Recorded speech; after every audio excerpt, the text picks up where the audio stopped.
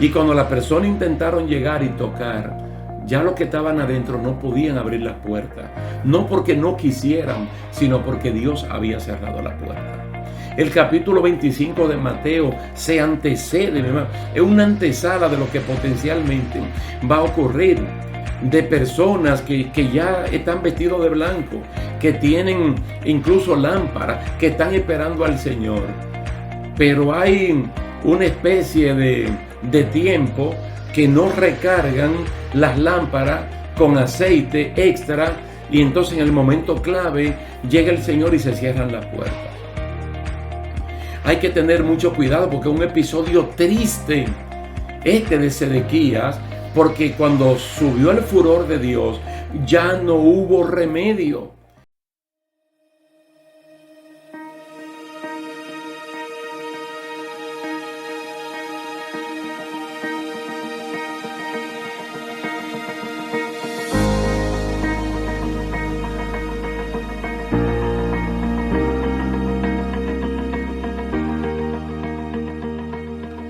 Dios le bendiga, queridos hermanos. Es un placer para mí estar de nuevo con ustedes en la continuación de esta serie de estudios bíblicos entrenados para vencer.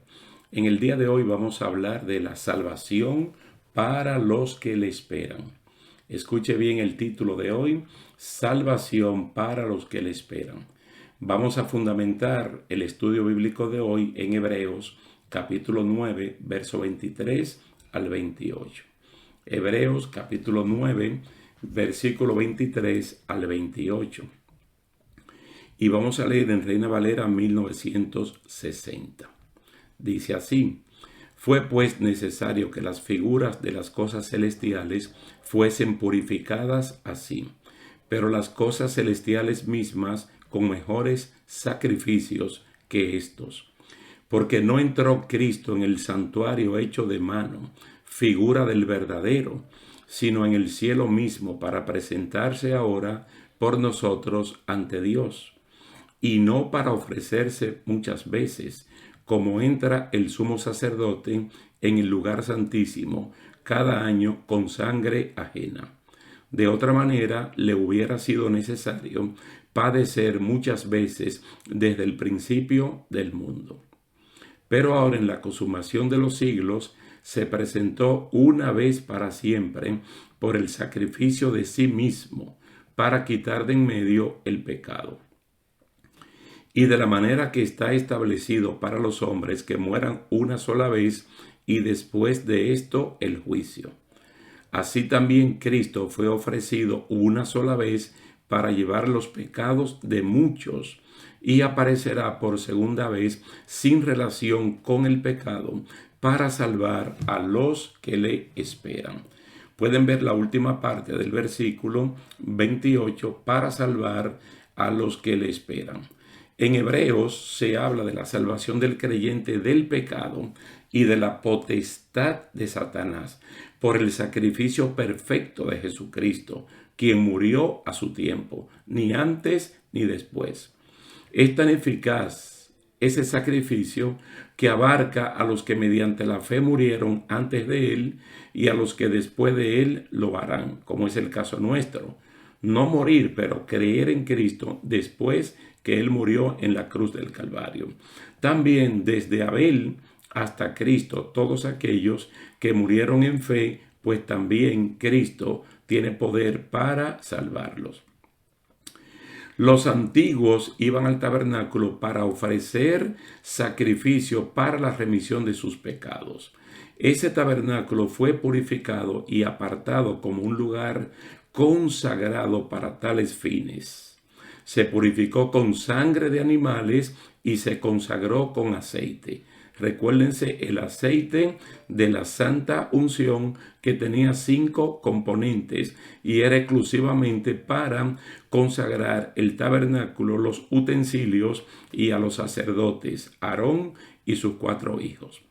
Jesús, en cambio, entró con su propia sangre a un santuario mucho mejor y lo hizo una sola vez para abarcar a todos los creyentes en él antes de su muerte en la cruz, y a los que creen en Él después de su sacrificio, como ya hemos mencionado. Este sacrificio fue para quitar el pecado de en medio. En Cristo todos podemos ser salvos, todos, todo el mundo, porque de tal manera amó Dios al mundo, para que todos aquel que creen en su unigénito Hijo que fue entregado se puedan salvar. Es decir, de parte de Dios hay una iniciativa que abarca a todo el mundo. Indiscutiblemente, de las posiciones teológicas, doctrinales que hay en este tiempo, el amor de Dios sobrepasa, igual que la paz, todo entendimiento. Y Dios ama absolutamente a todo el mundo. Y Él no quiere que nadie se pierda. Él quiere que todo el mundo proceda al arrepentimiento. Pero como ya hemos leído aquí en Hebreos capítulo 9, encontramos que se habla también de otra salvación como rescate de los creyentes antes del inminente día de la ira de Dios. Entre el pago de nuestra redención o por nuestra redención y el regreso de Cristo a buscarnos, somos entrenados por el mismo Dios para ganar. Mire, 8 veces, nosotros leemos en Apocalipsis capítulo 2, capítulo 3 y capítulo 21 que las recompensas son para los que vencen. Usted puede leer en Apocalipsis capítulo 2 el versículo 7, el versículo 11, el versículo 17 y el versículo 26. En el capítulo 3 puede leer el versículo 5, el versículo 12 y en el capítulo y el versículo 21 también. Apocalipsis 3, 5, 12 y 21. Pero también en el capítulo 21 puede leer el verso 7. ¿Qué va a encontrar allí? Que los que vencen son los que van a heredar todas las cosas. En el capítulo pasado o en el antepasado, no preciso bien ahora, nosotros mencionamos a Juan 5:24, donde dice: de cierto os digo, el que oye mi palabra y cree al que me envió, tiene vida eterna, y no vendrá a condenación, mas ha pasado de muerte a vida. Los creyentes en Jesucristo ya están viviendo y disfrutando de la vida eterna, pero lo estamos haciendo de este lado. Pero es necesario que Jesucristo venga por los suyos para salvarnos de la ira venidera. En más de una ocasión nosotros hemos mencionado la carta a los Efesios, especialmente el capítulo 1 y el capítulo 4, donde nos manda a nosotros los creyentes a tener mucho cuidado en cómo cultivamos nuestra relación con el Espíritu Santo. Porque el garante de lo que Cristo hizo es el Espíritu Santo. En otras palabras, la sangre de Cristo como dinero nos compró, nos redimió. Pero también en otro sentido, la sangre de Cristo nos limpió de todo pecado. Entonces llega el Espíritu Santo como garante de que lo que hizo la sangre de Cristo se mantenga, porque Él es el que nos santifica. Él nos santifica. Entonces quiere decir que nosotros no solamente somos santificados, sino que con el Espíritu Santo tenemos la garantía de que Cristo viene a buscar lo que es de Él. Se habla de la redención de la posesión adquirida. Es decir, es como si hubiese una segunda redención, y no me malinterpreten, porque de hecho solo hay una y Cristo ya la pagó. Solo que cuando Él se fue, Él nos llevó con Él. Él nos dejó aquí. Entonces nosotros somos de Él, pero Él tiene que venir a buscar a quienes, a los que le esperan. Y esto no es un asunto solamente de Efesios, el capítulo 1 y capítulo 4. Es un asunto de Primera de Juan, capítulo 3, donde se dice: mirad con cuál amor nos ha amado el Padre. Pero también nos dice que los que esperan la venida de Cristo se purifican y se santifican como Él es puro. Es decir, nosotros no estamos con los brazos cruzados esperando que Cristo venga a buscarnos. A sabiendas de que ya hemos pasado de muerte a vida, nosotros debemos estar en una actitud de espera. Pero en esa espera nos vamos santificando. Miren, Dios en Génesis capítulo 3 constituyó que todo hombre muera. Y como siguiente paso, el juicio de Dios. Lógicamente, entre la muerte de una persona y el juicio de Dios del gran trono blanco pasan cientos y cientos y hasta miles de años. Pero como ya nosotros hemos visto en Juan 5:24, en Romanos 5:1 y Romanos 8:1, que ya nosotros los creyentes hemos sido juzgados y en nosotros no hay condenación. Por eso es que podemos vivir esta vida tranquilamente, porque no hay condenación. Pero en lo que sabemos que no hay condenación, porque Cristo pagó un precio por nosotros, dice que nosotros debemos estar esperando a Cristo. También lo dice Colosenses capítulo 3. Cristo está sentado allá arriba. Nosotros vamos para allá. Y en la medida que vamos para allá, nosotros no solamente dejamos los pecados grandes, que son evidentes, pero también tenemos que quitar de nosotros los pecados que tienen que ver con el carácter, con la personalidad de uno, tratando de que nuestro carácter esté santificado o maduro como está el corazón. Ya nosotros los creyentes hemos sido comprados por la sangre de Jesucristo. Nosotros somos de Él, pero es necesario nuestra santificación. Mire ese texto de Primera de Tesalonicenses, capítulo 4. Es un capítulo glorioso porque la mayor parte es escatológico. Es decir, tiene que ver con cosas de los postreros días. Más adelante es escatológico y profético. Pero el versículo 3 dice que la voluntad de Dios es nuestra santificación, que nos apartemos de fornicación.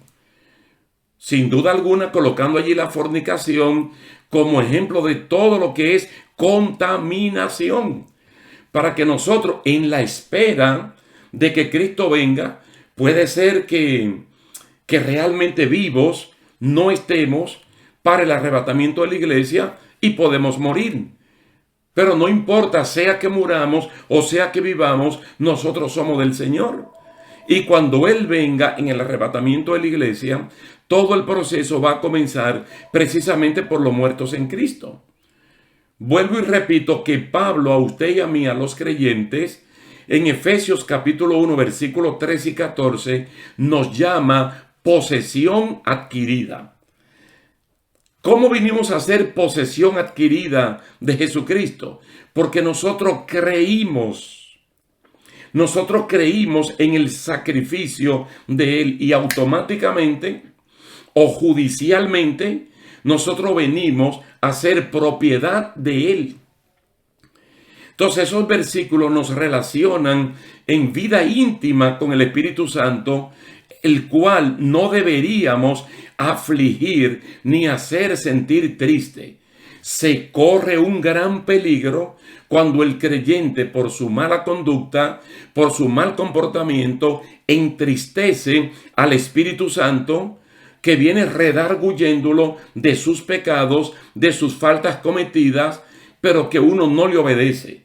Y comienza a cauterizar la conciencia, que es el instrumento que el Espíritu Santo utiliza para que uno se dé cuenta de que las cosas están bien hechas o están mal hechas. Él viene a salvar a los que le esperan.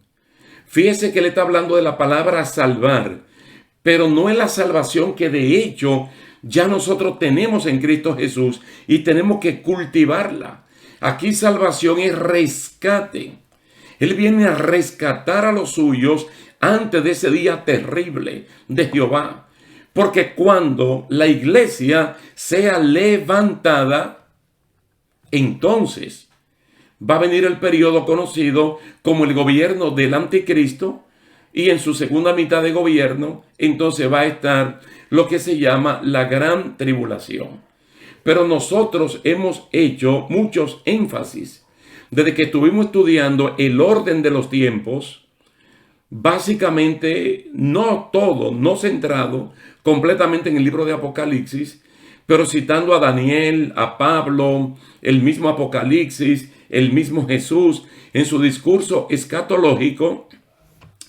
Nosotros hemos hablado de que esa gran tribulación, ese periodo tremendo, nosotros podemos ser excluidos siempre y cuando vivimos una vida en espera de Jesús, pero esa espera no es de brazos cruzados. Es una espera que nosotros nos vamos santificando. Yo le dije anteriormente lo que dice Primera de Juan 3:3. Y sería bueno que ustedes lo lean. Todos los que tienen esta gran expectativa o los que tienen esta esperanza, como dice Reina Valera del 60, se mantendrán puros. ¿Cómo? Como Cristo es puro. Como Cristo es puro. Y es la idea de este pasaje de Hebreos, el capítulo 9, verso 23 al 28. Y yo quiero que ustedes sepan, hermanos, que estas cosas materiales, como el templo, los utensilios, los sacrificios, los sacerdotes, todo lo que se hacía allá, para una cosa servía, para demostrar mediante eso que ellos no podían hacer lo que Cristo puede hacer. Esos sacrificios del templo, del tabernáculo, la ley en sí, para lo único que sirve para decir, yo soy incompetente, te voy a llevar donde el competente. Entonces la ley, como un buen ayo, nos toma de las manos y nos lleva a Jesucristo. Dice, yo no puedo, pero Él puede. Entonces Cristo no solamente puede en este momento salvarnos del pecado, librarnos de la potestad del diablo, librarnos del mundo, de la naturaleza caída, sino que ya estando rescatados, ya estando redimidos, entonces podemos vivir en este mundo y en este tiempo vidas que a Dios le agraden, vidas santas, vidas de testimonio, para que el inconverso, comenzando por el hogar y por la familia, vean en nosotros las obras de Dios. Precisamente la que Efesios capítulo 2 versículo 10 dicen, obras que de antemano Dios preparó para que usted y yo anduviésemos en ellas. Fíjese que está hablando de estilo de vida, de conducta, similar a nuestro Padre Celestial, como muy bien se explica en el Sermón del Monte, en los capítulos 5, 6 y 7 del Evangelio de Mateo. Entonces, estando en ese quehacer, nosotros tenemos la espera en que tarde o temprano Cristo viene a buscar la iglesia. Es lo que dice aquí claramente, que Cristo aparecerá por segunda vez, pero no viene con relación con el pecado, sino para salvar a los que le esperan, para rescatar, para llevarse a los que le están esperando. Entonces, toda esta espera es una especie de entrenamiento divino para probar y para demostrar que uno ciertamente puede.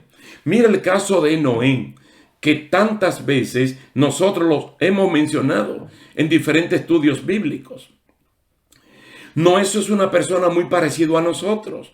Vivió en una sociedad que esta sociedad, dice la Biblia, por boca de Jesús, se va a parecer precisamente a la de Noé cuando Cristo venga. Quiere decir que estaremos viviendo prácticamente el mismo terreno. Pero en lo que Noé esperaba, cosas que nunca antes habían ocurrido, él se estaba preparando.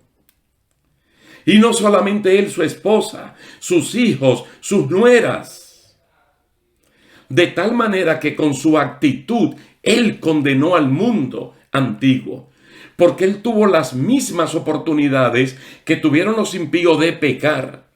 Pero tuvo las mismas oportunidades que tuvieron los impíos de arrepentirse de sus pecados y de buscar de Dios. ¿Qué ocurrió el día que comenzó a llover? Que Noé y su familia ya estaban bajo el refugio del arca. Y fueron preservados, fueron rescatados. Y ellos no murieron con el resto de estas personas. Entonces, el autor de este libro a los hebreos está haciendo la comparación de los beneficios del sacrificio en el tabernáculo o en el templo, comparándolo con la eficacia, con el alcance, con la calidad del sacrificio de Cristo. El sumo sacerdote entraba una sola vez al lugar santísimo. No podía entrar con su propia sangre, porque de hecho él no era inocente. Tenía que entrar con la sangre de un animal que, con respecto a los pecados humanos, el animalito era inocente. No tiene conciencia, no tiene alma como para cometer una falta. Entonces tenía que entrar con sangre ajena. Y esto tenía que hacerlo todos los años. Y todo esto solo servía para demostrar cuán ineficaz es un sistema que adrede Dios lo colocó para que la gente se dé cuenta que el único que lo podía salvar, que el único que lo podía rescatar era Jesucristo. Entonces dice que cuando Cristo apareció la primera vez, Cristo siguió el mismo patrón establecido por Dios en Génesis capítulo 3. Establecido que todos los hombres mueran una sola vez. Entonces Cristo también murió una sola vez para llevar el pecado o los pecados de muchos. Wow, pudiera decir los pecados de todos. Pero lamentablemente, aunque Dios ama a todo el mundo, no todo el mundo responde a ese gran amor de Dios. Como lo dice Primera de Juan 3:1, mirad con cuál amor nos ha amado el Padre. Entonces Cristo paga el precio por las personas que se arrepienten. Recuérdense que el sacrificio de Cristo es suficiente para salvar al mundo entero, pero solo es eficiente en aquellos que se arrepienten de sus pecados. Ahora, el autor está diciendo que Cristo aparecerá por segunda vez. Y Pablo en la carta a los Corintios, y en la primera carta a los tesalonicenses, Pablo habla de este evento que nosotros le llamamos el arrebatamiento de la iglesia, el arpazo, el arrebatamiento de la iglesia. En términos populares le llamamos el rapto de la iglesia. Estamos hablando de una aparición por segunda vez solo para los que lo esperan, porque va a ocurrir en un abrir y cerrar de ojos. Ni Pablo, ni Juan en Apocalipsis, ni aquí el autor de la carta a los Hebreos está hablando de la segunda venida visible de Cristo. Está hablando del arrebatamiento. Está hablando para salvar a los que le esperan. Aquellos que se están santificando, aquellos que en un mundo igual al de Noé, igual al de Lot, están viviendo vidas que a Dios le agradan. Y este tipo de vida no es una vida religiosa, no es una vida que es una carga, no es un problema, no. Es una vida alegre porque la santidad aún es sinónimo de alegría, de gozo, de una vida que no trae contrariedad. Dice para salvar a lo que le espera, pero ¿para salvarlo de qué? Porque nosotros ya somos salvos. Fíjese que el mismo diablo no tiene ni parte ni suerte en nosotros. Primera de Juan dice que Dios nos engendró y que lo que somos engendrados por Él, el maligno no nos toca. Porque ahora somos ovejas del prado de Dios. No nos puede tocar. Pero para salvarnos ¿de qué? Para librarnos ¿de qué? De la ira venidera. Pablo se lo dijo a Timoteo. Y estamos esperando del cielo a Jesucristo, el que nos libra de la ira venidera. Oiga la palabra, lo estamos esperando. Bendito sea el nombre del Señor. Apocalipsis capítulo 19 dice una de las bienaventuranzas, de las 7 bienaventuranzas que hay en Apocalipsis, es la boda del Cordero. Dice, y a su esposa se le ha concedido que se vista de lino fino, blanco y resplandeciente. Y allí mismo te dice que el lino fino, blanco y resplandeciente representa las obras justas de los santos. ¿Quiénes son los santos? Usted y yo, los que hemos sido apartados del pecado, apartados del mundo, aunque vivimos en este mundo, y que entramos en el proceso de la entera santificación, de la entera consagración. Alabado sea el nombre del Señor. Miren, hermanos, personas como el apóstol Pablo, que tuvo un encuentro personal como usted y yo lo tuvimos con Jesucristo. Él llegó a decir que él cuidaba su salvación con temor y temblor. Y yo creo, al igual que él, que nuestra salvación no tiene por qué perderse. Pero nosotros deberíamos cuidarla como si se pudiera perder. Deberíamos ponerle mucho más empeño, porque en cualquier momento, Cristo va a irrumpir una vez más en la historia de la humanidad. Pero en esta ocasión, con exclusividad para buscar a los que le están esperando.